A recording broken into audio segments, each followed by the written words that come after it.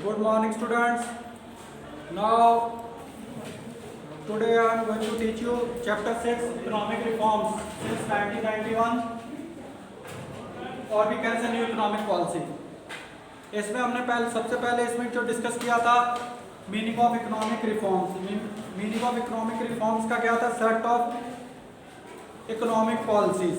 जितनी भी policies change हुई किसके चीज़ के लिए? To accelerate the pace of growth करने के लिए जितने भी रिफॉर्म्स आए वो हमने डिस्कस किए. ठीक है. अब इसके बाद इसमें हमने किया था elements of NEP. Elements of NEP और हमने किया था नीड. क्यों नीड हुई इसकी? नीड किस क्या थी? हाई फिस्कल डेफिसिट था, बीओपी क्राइसिस था, fall in foreign exchange reserve था, इन्फ्लेशनरी स्पाइरल था और पुअर परफॉर्मेंस थी पीएसयूज की. इस वजह से इसकी नीड हुई. और इसके एलिमेंट्स जो थे की एलिमेंट्स क्या क्या थे? लिबरलाइजेशन, प्राइवेटाइजेशन और ग्लोबलाइजेशन. लिबरलाइजेशन हमने डिस्कस किया. इसमें लिबरलाइजेशन में क्या क्या आया था कि freedom of industries from licensing process, कि लाइसेंसिंग प्रोसेस से इंडस्ट्रीज को हटाना. इकोनॉमिक रिफॉर्म्स अंडर लिबरलाइजेशन में हमने क्या क्या डिस्कस किया था? जो इंडस्ट्रियल सेक्टर रिफॉर्म्स आए थे वो क्या थे? एबोलिशन ऑफ इंडस्ट्रियल रिफॉर्म्स या एबोलिशन ऑफ इंडस्ट्रियल लाइसेंसिंग. जितनी भी पहले प्रोसेस हमने डिस्कस किया था, लाइसेंस एक बहुत कंपलसरी था जितनी भी इंडस्ट्रीज थी, उसको एबोलिश कर दिया गया, उसको खत्म कर दिया गया. दूसरा था contraction of public sector, D reservation of production area, expansion of production capacity, freedom of import capital goods. ये सारी चीज़ें इसमें एबोलिश की गई, हटाई गई. कुछ फाइनेंशियल सेक्टर्स में चेंजेस आए और कुछ फिस्कल रिफॉर्म्स हुए. एक्सटर्नल सेक्टर रिफॉर्म्स हुए. अब जो हम नेक्स्ट पढ़ रहे हैं ये हमने सारा डिस्कस किया. अब क्या? प्राइवेटाइजेशन. पहले हमने किया ग्लोबलाइजेशन, लिबरलाइजेशन, अब प्राइवेटाइजेशन. नेक्स्ट जो इसमें क्या है? ग्लोबलाइजेशन. मीन्स 3 एलिमेंट्स हैं जो न्यू इकोनॉमिक पॉलिसी के हैं: लिबरलाइजेशन, प्राइवेटाइजेशन एंड ग्लोबलाइजेशन. अब लिबरलाइजेशन हमने पढ़ लिया कि उसमें इंडस्ट्रीज वगैरह का लाइसेंसिंग या इंपोर्ट एक्सपोर्ट खोल दिया गया. कैपिटल गुड्स को इंपोर्ट करने के लिए छूट दे दी गई. कोई भी कैपिटल गुड्स इजीली यहाँ पे आ सकते हैं, बड़ी बड़ी इंडस्ट्री सेटअप हो सकती हैं. ये सारा का सारा हमने लिबरलाइजेशन में पढ़ लिया. अब है प्राइवेटाइजेशन. प्राइवेट से आपको डिस्कस हो ही रहा है. जैसे अंडरस्टूड है कि प्राइवेट का मीनिंग क्या है. जैसे अभी बहुत सारी चीज़ें प्राइवेट होती चली जा रही है, जैसे रेलवे तक भी अब प्राइवेट हो गया, एयरपोर्ट हो रहा है, सारी चीज़ें हो रही है. प्राइवेटाइजेशन का मीनिंग क्या है कि जो गवर्नमेंट पे जिस चीज़ों का है राइट उसको किसके हाथों में दे देना? Private sector. तो वो क्या कहलाता है? Private sector. उसका ऑनरशिप या फिर operation of state owned enterprises. या तो उसका ऑपरेशन दे देना, किसको ऑपरेट प्राइवेट सेक्टर करेगा, या कौन क्या करेगा, उसकी ऑनरशिप ही चेंज हो जाएगी. ऑनरशिप मीन्स वो उसके मालिक ही हो गए वो तो. या फिर ऐसे लीज वगैरह पे दे रहे हैं, इसमें किस सिर्फ क्या होगा? उसका ऑपरेशन होगा कि ऑपरेट वो करेंगे और बाकी अभी वो जो असेट्स वगैरह वो गवर्नमेंट के. तो इसमें क्या है? Withdrawal of government of ownership. अब इसमें है outright sales of government enterprises और विड्रॉल गवर्नमेंट ऑनरशिप. ये दोनों चीज़ें इसमें आती हैं. अब इसमें हमने डिस्कस जो कर लिया था, इसमें कुछ हमने डिस्कस नहीं किया था जो नवरत्नाज है.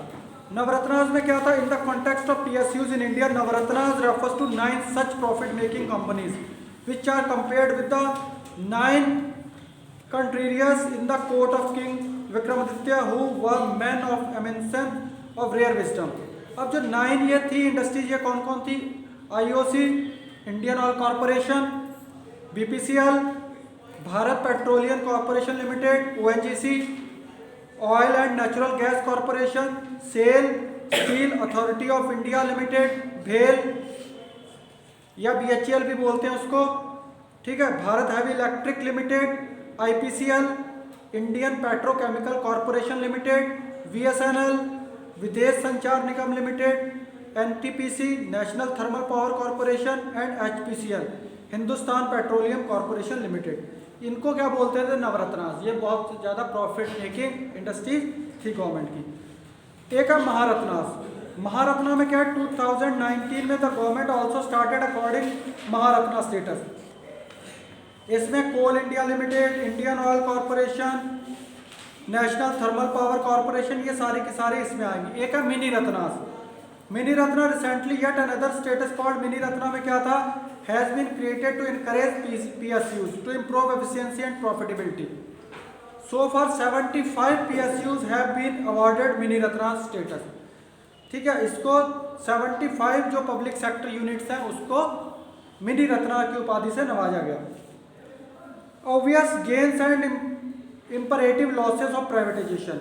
अब वजह क्या थी, privatisation implies supremacy of self interest over social interest. Privatisation में ज़्यादा किस चीज़ को लिया जाता है, प्रॉफिट, क्योंकि प्राइवेट सेक्टर जो है उसको मोस्टली किस में ज़्यादा से ज़्यादा लिया जाता है कि प्रॉफिट कमाने के लिए, ना कि सोशल वेलफेयर के लिए. और गवर्नमेंट की जितनी भी होती हैं कंपनीज वो किस उस एम को लेकर चलती हैं, social welfare. When self-interest prevails, the entrepreneur work with 100% commitment and efficiency become the condition of survival of the workers. High productivity is the obvious result.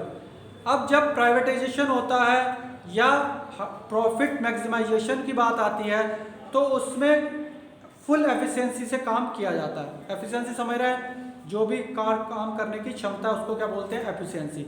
तो फुल एफिशिएंसी से काम होता है तो 100% जितना भी काम वो कर सकते हैं. कई जगह आपने सुना होगा कि हम अपना 100% दे रहे हैं, ठीक है, या हम अपना बेस्ट कंट्रीब्यूशन कर रहे हैं. तो बेस्ट का मीन्स ज़्यादा से ज़्यादा.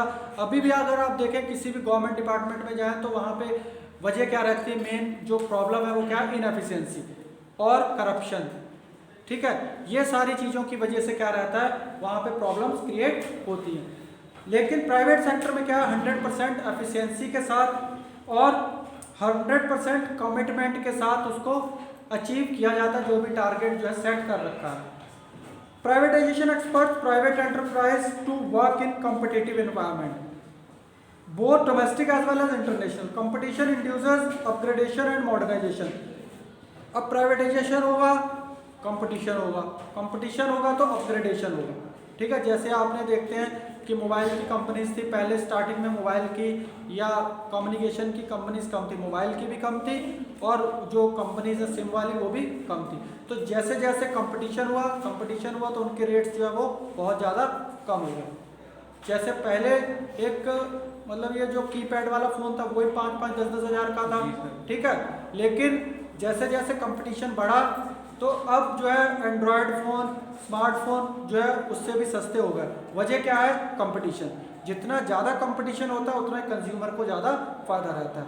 ठीक है, अब जैसे इसमें आपने इको में भी पढ़ा था कि दूसरी बुक में भी कि जैसे कॉल्यूसिव बना लेते, कॉल्यूसिव, नॉन कॉल्यूसिव, ओलिगोपोली. ठीक है, उसमें दो चीज़ों पे फाइट होती है, एक प्राइस वॉर चलता है, ठीक है, और एक अपने को सेल्स को प्रमोट करते हैं. जैसे आपका पेप्सी हो गया, कोला हो गया, ये क्या है, प्राइस वॉर नहीं करते हैं. प्राइस वॉर नहीं करके वो सिर्फ अपनी सेल्स को प्रमोट करते हैं. प्रमोट किससे करते हैं, through the advertisement, through the celebrities. इस तरीके से वो उसको प्रमोट करते हैं, बट वो प्राइस वॉर नहीं करते. अगर वो प्राइस वॉर करना स्टार्ट कर दें, प्राइस वॉर क्या होता है, cut in the rate of means commodity, कि उस अगर वो कम करने पे आ जाए. लेकिन अगर मोबाइल कंपनीज में देखा जाए तो इसमें प्राइस वॉर की बात है. जैसे एक ने कम किया, दूसरा कम कर रहा है और बहुत इस तरीके से बहुत ज़्यादा कम है. तो इसमें जो है ज़्यादा फायदा किसको होता है, कंज्यूमर को, कस्टमर को. बट इसको क्या बोलते हैं, नॉन कॉल्यूसिव. और कॉल्यूसिव मीन्स जिन्होंने कार्टेल बना रखे हैं. कार्टेल मीन्स एक उन्होंने अपनी वो बना लिया, एक हिसाब से मीन्स ग्रुप बना लिया कि हम लोग को डिसाइड कर लिया, यूनियन बना ली कि इससे रेट जो है हमें कम नहीं करना है. वो कार्टल्स बोलते हैं उसको, कि कार्टल्स बना लिए कंपनीज ने, क्योंकि फ्यू कंपनीज हैं. ठीक है, वो बनते कहाँ पे, जहाँ पे कंपनीज कम होंगी, तो उन्होंने एक कार्टल बना लिया. या फिर हम इसकी बात करें पेट्रोलियम प्रोडक्ट्स की, तो पेट्रोलियम प्रोडक्ट्स में भी आप देखते हैं कि एक ही रेट होगा, इसमें भी कोई भी चेंज नहीं होगा, जो भी रेट होगा एक ही होगा. तो कई एक जैसे पेप्सी कोला का एग्जांपल दे रहे हैं, पेप्सी कोला का भी क्या है, अगर वो 80 रुपीज़ का है तो वो भी 80 का मिलेगा. लेकिन अगर उसमें मैन्युफैक्चरिंग कॉस्ट देखी जाए 10-20 रुपये से ज़्यादा नहीं होगी उसकी, 10 रुपये. अगर उसमें प्राइस वॉर चल जाए तो वो बहुत ही नीचे आ सकता है. तो ये सारी चीज़ें जो हैं इसमें कंपटीशन है. तो कंपटीशन प्राइवेटाइजेशन जहाँ पे होगा, फिर और कंपनीज उसमें आएंगी और कंपनीज आएंगी, तो क्या होगा, अगर ज़्यादा कंपनीज आ जाएंगी, कंपटीशन होगा, तो कंज्यूमर को अल्टीमेटली फ़ायदा होगा. और अगर कम कंपनीज होंगी तो कंज्यूमर को फ़ायदा नहीं हुआ. फिर वहाँ पे क्या क्रिएट हो जाती है, मोनोपोली. फिर मोनोपोली आपने पढ़ा ही है मैक्रो में भी.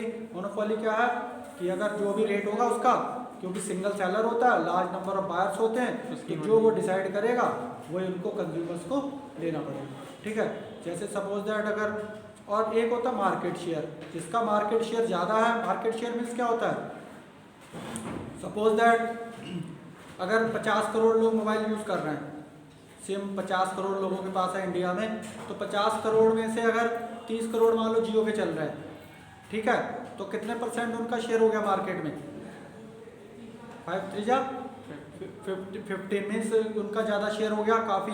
ठीक है, 60% जो है वो क्या हो गया, उनका हो गया। बाकी कंपनीज का कितना हो, तो जिसका 60% जिसका ज़्यादा होल्ड होगा वो इसमें मार्केट में ज़्यादा अपना वो करेगा।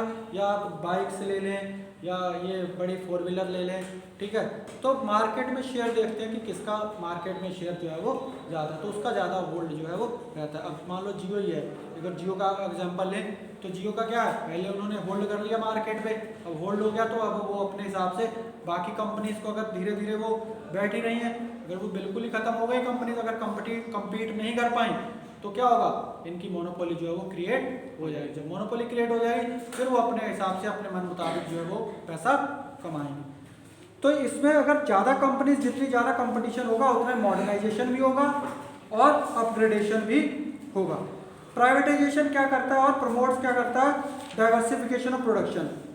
PSUs, private enterprise, invariably generate high profits. These are used for expansion and diversification of production. अब इसमें एक तो एक्सपेंशन होता है, ज़्यादा से ज़्यादा, एक्सपेंशन मीन्स यूनिट्स जो है ज़्यादा होंगी या प्रोडक्शन भी ज़्यादा होगा। और मल्टीनेशनल कॉरपोरेशन जितनी भी हैं, private sector entrepreneur capable to redefining the benchmark of growth, और ये किसका बेंचमार्क है, ग्रोथ का। प्राइवेटाइजेशन प्रमोट कंज्यूमर सोवेनिटी, और प्राइवेटाइजेशन किसको प्रमोट करता है, कंज्यूमर्स की sovereignty. High degree of consumer sovereignty implied wider choice and better quality of life. और जितनी कंज्यूमर की उसको लेके चलेंगे, फेथ को लेके चलेंगे, उसको प्रायोरिटी देके चलेंगे, तो जितना ज़्यादा उसकी कंज्यूमर की होगी तो उस हिसाब से कंज्यूमर की ज़्यादा सोचा भी उसी के बारे में ज़्यादा जाएगा, उसके पास चॉइस भी वाइडर होगी, ज़्यादा चॉइस होगी। पहले आपके पास क्या था, अगर कोई भी प्रोडक्ट देखो तो चॉइस, अगर चॉइस कहाँ पे होती है, जहाँ पे ऑप्शन होगा कि हमारे पास प्रोडक्ट ज़्यादा, वहीं तो चॉइस होगी। तो जितनी ज़्यादा कंपनीज होंगी उतनी चॉइस भी ज़्यादा होगी। अगर कंपनी से ज़्यादा नहीं होंगी, एक ही कंपनी है, तो चॉइस वहाँ पे नहीं होगी। फिर है imperative losses. Socialist patterns of society is left to survive only as theoretical possibility, it losses of practical relevance once PSUs are sold off to the private entrepreneur. अब इसमें सोशलिस्ट जो है उसमें दिक्कत आएगी, मीन्स जो गरीब तबके के लोग हैं उनको ज़्यादा फैसिलिटीज़ प्रोवाइड नहीं हो पाएंगी, क्योंकि प्राइवेट सेक्टर जो है वो ज़्यादा से ज़्यादा क्या है, कंपटीशन करता है, लेकिन वो ज़्यादा से ज़्यादा किसको लेके चलता है, प्रॉफिट को। अगर प्रॉफिट होगा तभी वो आगे बढ़ेगा, ठीक है, नहीं तो वो उस चीज़ को छोड़ देता है। प्राइवेटाइजेशन इंक्रेज क्या करता है, free play of market forces. और जैसे रेट डिसाइड होते हैं, रेट डिसाइड किसके थ्रू होते हैं, मोस्टली जो है अब हमारे अगर पूरे ऑल ओवर अगर वर्ल्ड में भी देखा जाए तो ज़्यादा से ज़्यादा किसके डिसाइड होते हैं, फ्री प्ले ऑफ मार्केट। जहाँ पे हमने जैसे माइक्रो में आपने प्राइस डिटर्मिनेशन लास्ट चैप्टर भी किया था, how price decided in the market. तो मार्केट में प्राइस कैसे डिसाइड होता है, through the force of demand and supply. जहाँ पे डिमांड और सप्लाई का इंटरसेक्ट करता है ईच अदर, तो वही प्राइस जो है वो डिसाइड हो जाता है। तो इस वजह से इसमें जो है प्राइस जो डिसाइड होता है वो भी किसके थ्रू होता है, through the force of demand and supply. अब नेक्स्ट है इसमें आपका ग्लोबलाइजेशन। ग्लोबलाइजेशन क्या है, integrating the economy country with the economies to other countries, free flow of trade and capital across borders. अब जब ग्लोबलाइजेशन की बात आती है तो वर्ल्ड को क्लोज करना मीन्स एक दूसरी कंट्री में free flow of Capitals and import and export of goods, means उसमें कोई भी ज़्यादा फाउंडेशन नहीं है जैसे पहले था। अब जैसे आप देखते हैं ग्लोबलाइजेशन के थ्रू ही देखते हैं कि अगर एक आईफोन अगर जिस दिन लॉन्च होता है तो पूरे ऑल ओवर वर्ल्ड में उसकी लॉन्चिंग का पता चल जाएगा कि इस दिन जो है लॉन्च हो रहा है, ठीक है, तो वो हर स्टोर्स पे आपको अवेलेबल हो जाएगा। तो इस तरीके से क्या है कि दुनिया जो है वो क्या हो गई है, क्लोज हो गई है, ठीक है। और ग्लोबलाइजेशन जो एक चीज़ जगह पे मिल रही है वो हर जगह कंट्री में आपको लगभग जो है अवेलेबल हो जाएगी अगर जिसके उसके साथ लिंक है। तो ग्लोबलाइजेशन का मीनिंग क्या है कि free flow of trade and capital. Globalization may be defined the process of associated with increased openness, growing economic interdependence and deepening economic integration in the world economy. और इसमें Indian economy का जो है वो क्या है, ग्लोबल इकोनॉमी के तौर पे इसको जाना जाता है. As a result, there will be an unrestricted flow of goods and services, technology expertise between India and rest of the world. तो इसमें जो मेन चीज़ है वो यही है कि एक तो हम टेक्नोलॉजी साझा करेंगे दूसरी कंट्रीज से, कैपिटल गुड्स आ सकते हैं, जा सकते हैं, कैपिटल इन्वेस्टमेंट जैसे FDI वगैरह ये सारा आ सकता है.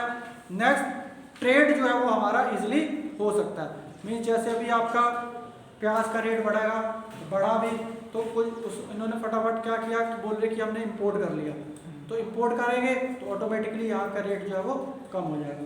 तो जिस चीज़ की जरूरत होगी वो हम इंपोर्ट कर सकते हैं, जो हमारे पास ज़्यादा होगा उसको एक्सपोर्ट कर सकते हैं. तो ये क्या है, फ्री ट्रेड मीन्स हम उसमें कोई भी बाउंडेशन नहीं है. इसको क्या बोलते हैं, ओपन इकोनॉमी. पहले हमने जैसे क्लोज्ड इकोनॉमी, क्लोज्ड इकोनॉमी में क्या होता है, where there is no relation between other countries in the means for import and export, तो वो क्या कहलाता है, क्लोज्ड इकोनॉमी. और ओपन इकोनॉमी को और अगर वाइड ले जाए तो वो क्या कहलाता है, हमारा ग्लोबलाइजेशन. ग्लोबलाइजेशन मीन्स हम इजी हर उसमें जा सकते हैं कि कोई भी कंट्री हमारे साथ व्यापार कर सकती है.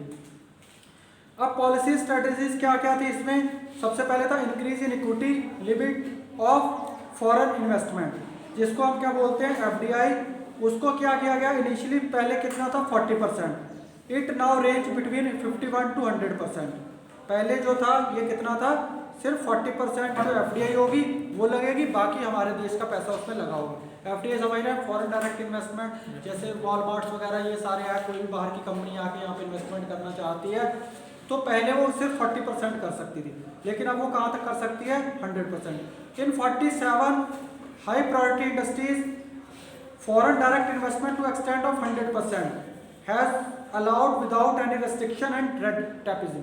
तो ये बिना रेड टेपिज्म के, बिना एनी रेस्ट्रिक्शन के उसको यहाँ पे 100% तक वो इन्वेस्टमेंट कर हो सकता है. रेड टेपिज्म हमने पहले भी डिस्कस किया था. रेड टेपिज्म क्या होता है, ये आपका बिजनेस में भी काफ़ी वर्ड आता होगा, लाल फीताशाही बोलते हैं इसको. लाल फीताशाही मीन्स अफसरशाही.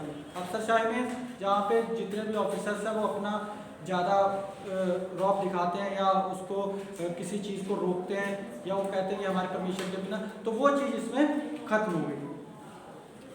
नेक्स्ट जो है इसमें फॉरेन एक्सचेंज मैनेजमेंट जो है उसको एनफोर्स किया गया इस चीज़ को देखने के लिए. Partial convertibility to achieve objective of globalization, partial convertibility of Indian rupee has been allowed. Import and export of goods and services, payment of interest on dividend investment, remittance to meet family expenses. It is called partial convertibility because it does not cover capital transaction.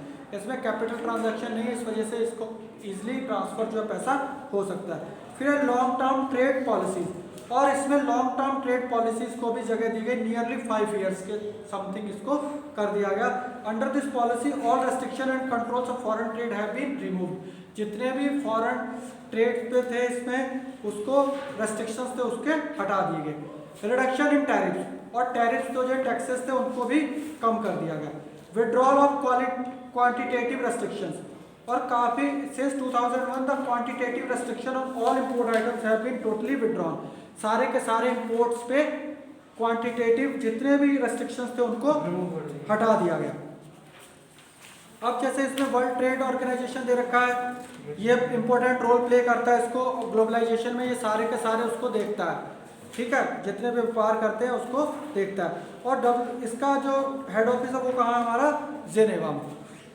अब N appraisal of LPG. क्या appraisal means क्या क्या इसके according जो है LPG के effects जो है वो आए. तो मेरिट्स ऑफ एलपीजी क्या है, विब्रेंट इकोनॉमी. इकोनॉमी जो है वाइब्रेंट हुई, बढ़ी, ठीक है. Post LPG policies the growth of GDP shot up to high as 8%. ये 8% तक इंक्रीज कर गई GDP. Stimulant to industrial production, और इंडस्ट्रियल प्रोडक्शन में बहुत ज़्यादा ग्रोथ हुई. आईटी सेक्टर जो है इंडिया का उसने ग्लोबल रिकॉग्निशन जो है वो हासिल किया. Global recognition means all over world में इसका नाम हुआ. चेक ऑन फिस्कल डेफिसिट, और इससे क्या हुआ, फिस्कल डेफिसिट जो था वो भी कंट्रोल हुआ from as high 8.5% GDP has brought down to around 3.5% of GDP. जो फिस्कल डेफिसिट है वो काफ़ी कम हो गया।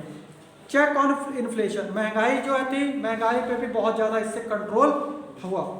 और कंज्यूमर सोवेजनिटी को ग्लोबल मार्केट, जैसे पूरे ग्लोबल मार्केट की वजह से कंज्यूमर्स की सोवेजनिटी का ध्यान इसमें ज़्यादा रखा गया। मीन्स कंज्यूमर्स को ज़्यादा प्रायोरिटी भी मिली क्योंकि उसमें ग्लोबलाइजेशन हुआ, कंपनीज ज़्यादा उस फील्ड में आ गई तो उसको फ़ायदा जो है कंज्यूमर्स को मिला। Substantial increase in foreign exchange reserve, और फॉरेन एक्सचेंज रिजर्व में बहुत ज़्यादा इंक्रीजमेंट हुआ। फॉरेन एक्सचेंज रिजर्व हमने पहले भी डिस्कस किया, मीन्स फॉरेन करेंसी। तो जब इंपोर्ट एक्सपोर्ट ज़्यादा हमारा बढ़ा, काफ़ी एक्सपोर्ट बढ़ा, तो फॉरेन एक्सचेंज भी हमारा काफ़ी हद तक बढ़ गया। Flow of private foreign investment, और प्राइवेट इन्वेस्टमेंट भी काफ़ी इंक्रीज हुआ। Domestic economy was not generating enough of surplus for reinvestment, और इससे काफ़ी जो ज़्यादा जो है फायदा हुआ। Recognition of India as a emerging economic power, और एक उभरती हुई पावर के रूप में इससे इंडिया को एक जाना गया। ठीक है, कि इकोनॉमी एक बहुत तेजी से बढ़ने वाली इकोनॉमी के रूप में इसको जाना गया। A shift from monopoly market to competitive market, जो पहली मोनोपोली मार्केट कहलाई जाती थी वो किसमें शिफ्ट हो गई, कॉम्पिटिटिव मार्केट में। क्योंकि पहले क्या था, सिर्फ मोनोपोली थी, कुछ एक कंपनीज थी वही अपनी मोनोपोली के अकॉर्डिंग चल रही थी, लेकिन इसमें कंपनीज जो है वो ज़्यादा हो गई तो इसमें कॉम्पिटिटिव मार्केट हो गया। अब डीमेरिट्स क्या है, नेगलेक्ट ऑफ एग्रीकल्चर, एग्रीकल्चर को इसमें कोई भी जगह नहीं दी गई, उसमें बहुत ज़्यादा ग्रोथ जो है बढ़ने की बजाय और कम हुई। Urban concentration of growth process, और इसमें रूरल को ध्यान में ना रख के सिर्फ इसको ज़्यादा से ज़्यादा फोकस किया गया अर्बन पे। तो अर्बन कंसंट्रेशन ग्रोथ प्रोसेस जितना भी है, एमएनसीज या जितनी भी कंपनीज हैं, वो ज़्यादा से ज़्यादा किस पे फोकस किया गया, अर्बनाइजेशन पे। नेक्स्ट है स्प्रेड ऑफ कंज्यूमरिज्म, कंज्यूमरिज्म जो है उसमें ज़्यादा वैरायटी ऑफ ग्लोबल ब्रांड्स आए तो कंज्यूमर्स को ज़्यादा इसमें फ़ायदा हुआ। वेस्टर्न कल्चर्स की जितनी भी चीज़ थी उनको इन्होंने अडॉप्ट किया। Lopsided growth process, lopsided it is not an inclusive growth process. इसमें क्या था, sector of economy instead increasingly relying on service sector, service sector में IT focus growth which gradually overshadowing, IT sector में बहुत ज़्यादा जो है वो ग्रोथ इसमें पाई गई। कल्चरल इरोजन, और इसमें जो वजह हुआ कल्चरल इरोजन जो है, मीन्स कल्चर जो है वो बहुत ज़्यादा नीचे चला गया। सबसे ज़्यादा जो है किसको अडॉप्ट किया गया, वेस्टर्न कल्चर, यूरोपीय culture. Why which way to go, अब क्या, should we not subscribe to LPG policy, it is debatable issue है, avoiding a pros and cons of LPG. अब इसमें एलपीजी के बारे में पूरा का पूरा डिस्कस किया गया, लेकिन बट जो एलपीजी है वो मोस्ट इम्पॉर्टेंट हुआ। उन्होंने बहुत अच्छी इसमें जब एलपीजी आया तो उसने बहुत अच्छा है ग्रोथ इंडिया को उभरती हुई शक्ति के रूप में पूरे वर्ल्ड के सामने रखा। तो स्टूडेंट्स, ये आप चैप्टर कंप्लीट करके इसके नोट्स वगैरह कंप्लीट करके और उसको कॉपी में कंप्लीट कर लें। Okay, thank you.